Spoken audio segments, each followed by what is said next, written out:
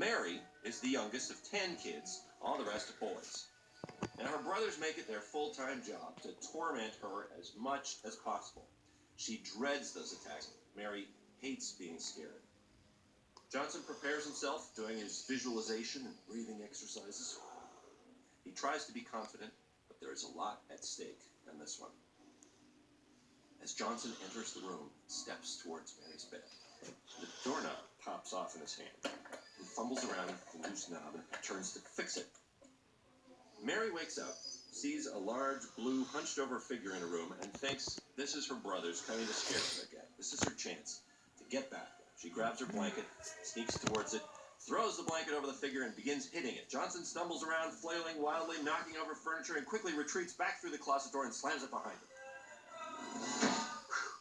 Johnson emerges from the scare tangled in junk. He rushes off to the locker room to tidy up. As he untangles himself, Johnson notices a tiny pair of fingers atop his head. A small human drops to the floor behind him. Johnson is horrified.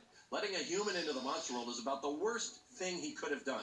For her part, Mary is very angry. She's sure this beast is her brother Paul in an elaborate disguise.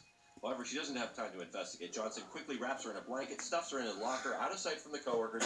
It's quitting time, so he has to try and act casual as he impatiently waits for the others to clean up and leave. But once the coast is clear, Johnson grabs Mary, tries to return her to her bedroom. But he tries to open the door, and the doorknob breaks off in his hand.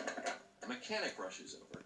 After inspecting the mess, he hauls the door back to the shop. Mary is wiggling. Johnson doesn't know what to do. He has no choice but to take the kid home.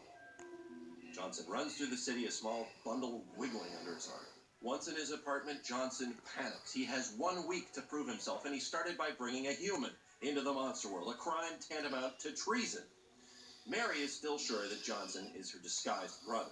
She attempts to prove this by removing Johnson's mask. But slowly, Mary realizes Johnson is not wearing a mask.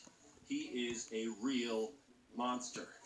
Mary runs for her life, screaming at the top of her lungs. Johnson's trying to catch her and quiet her down. Suddenly, they hear a thumping from below. Bam, bam, bam.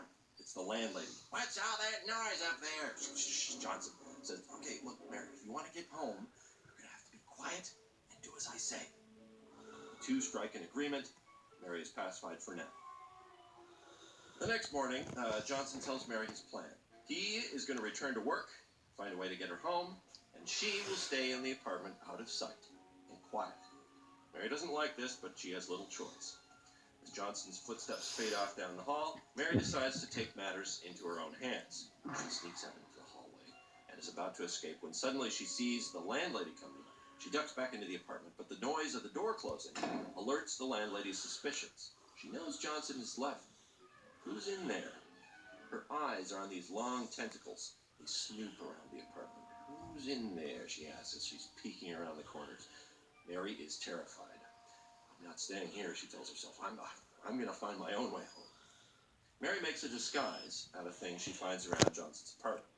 She makes a little monster disguise and sneaks out the window into the monster city. At the door repair shop at work, the mechanic has entirely disassembled the door and tells Johnson it's going to be a couple days before the door is ready. Johnson complains, but is interrupted by a telephone call from his landlady, who wants to know who's snooping around in his apartment. I'm going up for a look-see. No, don't. I'll be right there. Johnson rushes home. On his way, Johnson nearly misses a small green monster passing the other direction. He realizes that it's Mary and catches up to her. Mary is furious, demands to be taken home immediately. His apartment is no longer a safe hiding place. Johnson has no choice but to take Mary to work while he figures out what to do next. At work, Johnson tells Mary she can't go home until her door is repaired. In the meantime, he has to keep working to avoid suspicion.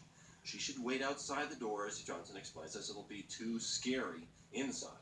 But Mary demands to come along. Inside the kids' room, Mary watches, unimpressed with Johnson's pitiful attempts to scare. I can scare better than that, she tells herself. Disgusted, Mary takes over the scare, terrifies the kid. The scare rates extremely high. Johnson feels threatened by this success. Mary feels a thrill of retribution for her years of brother's mistreatment. This is her chance to scare someone else for a change. Mary continues to scare kids. She's having a great time. In fact, Mary gets a little carried away. She dreams of new, innovative scare techniques, scare props. Johnson isn't sure he likes this. He's becoming nothing more than Mary's assistant. The boss congratulates Johnson on his success. "Keep this up, Johnson. By the end of the week, you could be Monster of the Month." Ned hears of Johnson's success, and his true colors show through. Feeling threatened, Ned vows to do whatever it takes to keep his title as top monster and put Johnson in his place. By now, the two have developed a lingo for their scare routines. "Let's do an A-B with a reverse twist," Mary says. "I'll go get the prop fangs." Upon arrival of the door, Johnson enters the kid's room to scout around a little bit beforehand. Suddenly, he stops. Something about this room looks familiar. It dawns on him. He's standing in Mary's room. The door's been fixed, and now he can send Mary home. But the thought of being without Mary frightens Johnson. How can he possibly become Monster of the Month without her there to do his scares? Leaving the room, Johnson sees Mary return. Quickly, Johnson removes a telltale drawing from the front of the door, hides it from her view, and ejects the door just as Mary returns. The new door arrives. The two move on to the next scare without Mary noticing a thing. Over the next couple of days, the successful scares continue. Everything is going great. But then one night, Mary enters the kid's room to do a scare. She pulls back the covers and comes face to face with a little girl. Everything about this whole situation reminds Mary of home. She becomes homesick. She can't bring herself to continue the scare. She turns to leave. Confused, Johnson follows her.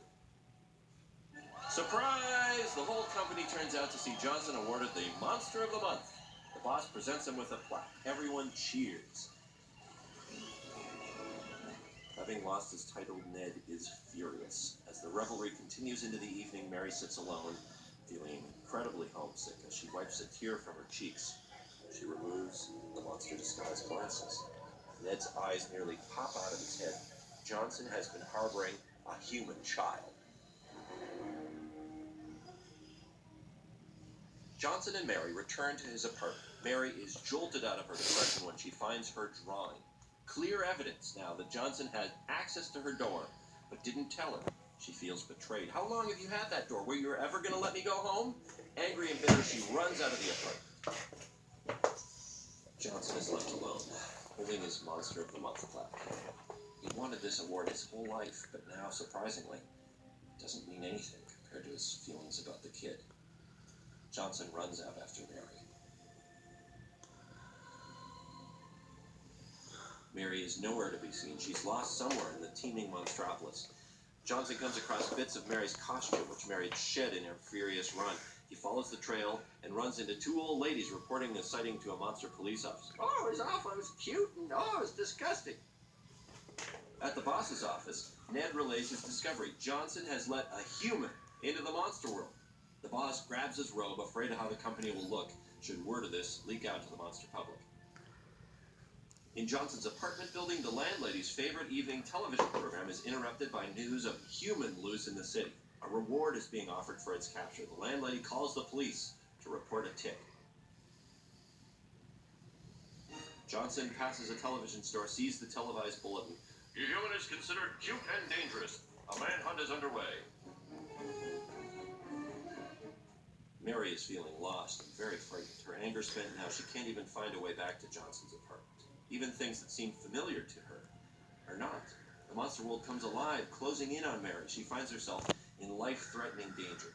Just as things look hopeless for Mary, Johnson arrives to save the day. The two decide it's not safe for Mary to remain in the monster world a moment longer. She must get home immediately. Making their way back to the scare factory, Johnson and Mary break into the high-security door vault. They turn on the lights to reveal a mammoth room full of millions of doors. Frantically, they search to try and find Mary's door. It's like finding a needle in a haystack. They're about to remove Mary's door from the track when everything begins to move. The door track has been activated. Johnson chases after the door. Mary's hanging off of it. Soon, Johnson discovers who it was that activated the door. It was Ned, determined to expose Johnson as a fraud. Ned and the security guards chase after Johnson, who in turn chases after Mary and the door. Johnson grabs a hold of the door. He and Mary are able to steer it into the workroom. They ride the door to one of the stations, security close behind. They plug in the door, activate it, and inside is Mary's room, snug and warm. Tearfully, they say goodbye, knowing they'll probably never see each other again. Suddenly, in burst the security guards, Ned and the boss. "Johnson, with a human!" yells the boss. "Ned was right. Get him, boys!" Quickly, in an attempt to save Mary, Johnson ejects the door. But in his haste, the door remains open as it ejects. Mary's room is seen through the doorway as it swings from the track overhead. Security closes in on Johnson, arresting him and dragging him away. Mary sees her friend in trouble and has one last-ditch idea to save him. Timing it just right, she loosens the bolt atop the door, causing it to fall from the track. It falls towards the ground, heading straight for Johnson. The security monsters scatter in all directions. The door completely envelops Johnson and smashes into a million pieces on the workroom floor. Back in Mary's room, her brothers are up to their old tricks. However, Mary is no longer frightened by her brothers' taunts. In fact, Mary has a little surprise for them. It's Johnson, her best friend, who now lives in her room.